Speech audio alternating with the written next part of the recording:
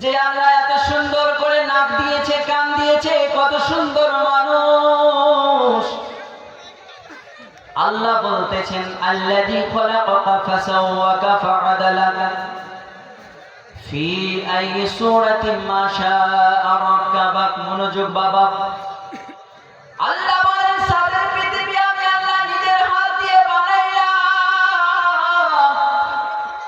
এত সুন্দর পৃথিবী, কত সুন্দর পৃথিবী আমি আল্লাহ বানাইলাম। এবং বান্দার পা থেকে নিয়ে গলা পর্যন্ত ফারিস্তা দিয়ে বানাইলাম।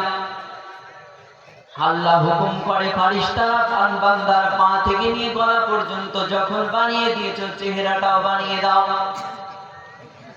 ফারিস্তা ডাক দিয়ে বলে মাওলা এত সুন্দর করে পা থেকে নিয়ে গলা পর্যন্ত বানাইলাম, কিন্তু মাওলা এত সুন্দর চেহারা আমি বানাতে পারি না।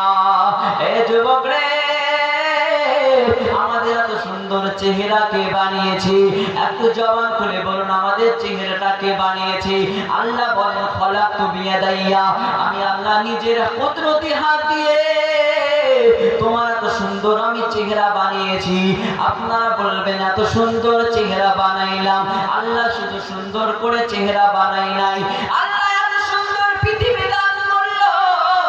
আল্লাহ বলে আমি আল্লাহ রাত বানাতাম না, আমি আল্লাহ কেন রাত বানিয়েছি? আমি আল্লাহ এই কারণে রাত বানালাম রে যুবক,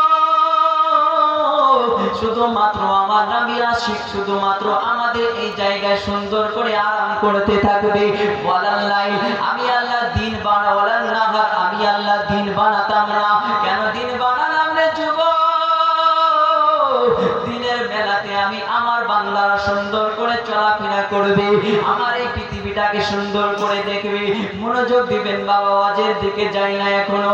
আল্লাহ বলেন মিনহা খলাকনাকুম ওয়া ফিহা নুঈদুকুম ওয়া মিনহা নুখরিজুকুম তাওয়াতান উখরা। আল্লাহ বলেন মিনহা খলাকনাকুম, বুঝবেন বাবা, মিনহা খলাকনাকুম, যেই মাটি থেকে আমি তোমাদেরকে সৃষ্টি করেছি, ওয়া ফিহা নুঈদুকুম, আবার সেই মাটিতে তোমাদেরকে চলে যেতে হবে। ওয়া মিনহা নুখরিজুকুম তাওয়াতান উখরা, আল্লাহ বলেন আবার সেই মাটি থেকে তোমাকে জীবিত করা হবে। বলুন সুবহানাল্লাহ। ওরে আমার ভাই, এই দুনিয়া বড় কঠিন। আজকে মরলে তোমার আমার 2 দিন হয়ে যাবে। আজকে যদি এখন মরে যান, কালকে আপনার 2 দিন হয়ে যাবে। আমি যদি এখন স্টেজে মারা যাই, আমাকে কত সুন্দর নারা লাগিয়ে লাগিয়ে বলে হুজুর শামীম চিশতি ওয়াজ করবে রে ভাই। আমার যদি এখন মরণ হয়ে যায়, আমার নাম কিন্তু নাম থাকবে না। আমাকে বলবে লাস্টার ধরে স্টেজ থেকে নামা। গ্রামের মানুষ বলবে চল মরাটারে দেখে আসি। আমার নাম ধরে কেউ বলবে না চল রে শামীমরে দেখে আসি। সবাই বলবে চল রে লাস্টারে দেখে আসি রে ভাই। এত বাহাদুরি দেখাও, বাহাদুরি কিন্তু 2 মিনিটের মধ্যে আল্লাহ খতম করে দিতে পারে। এত জোরে বলুন না সুবহানাল্লাহ। এ আমাদের মানি না রে যুবক, আর জবান খুলে বলুন না ইয়া রাসূলুল্লাহ। এ আমার বন্ধু,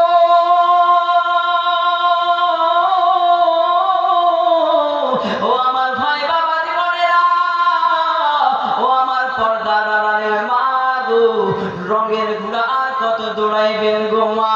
ও জননী, আজকে বললে তোমার কালকে 2 দিন হয়ে যাবে। মনোযোগ বাবা, মনোযোগ। আল্লাহ বলে বাবা তাজরি নাফসুম বিআইয়ি আরদিন তামুত, আল্লাহ বলে তুমি কোন জায়গাতে মরবা পৃথিবীর কেউ জানে না, একমাত্র আমি আল্লাহ পাক জানি। আজকে যদি গ্রামের মানুষ বিদেশে গিয়ে মারা যায়, গ্রামের মানুষ বলে বিদেশে গেলে মারা যাইতো না।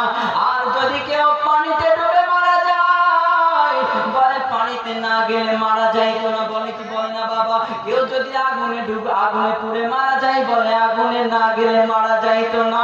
ওরে আমার বাবা,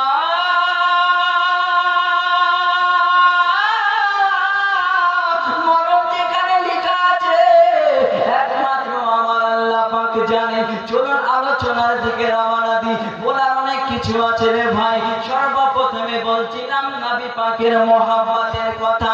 নবী কেমন জিনিস জানো রে ভাই? নবী মুস্তাফা মসজিদে নববীর মধ্যে বসে আছেন। মনোযোগ দিবেন বাবা। নবী মুস্তাফা মসজিদে নববীতে বসে আছেন। ছোট্ট একটা বালক গুটি গুটি গুটি গুটি পায়ে আসলেন। ডাক দিয়ে বলে, ইয়া রাসূলুল্লাহ, নবী গো, নবী গো, আমার সালাম খানা আপনি কবুল করবেন। ও নবী গো, আমার আব্বা জান আপনাকে দাওয়াত করেছে। ইয়া রাসূলুল্লাহ,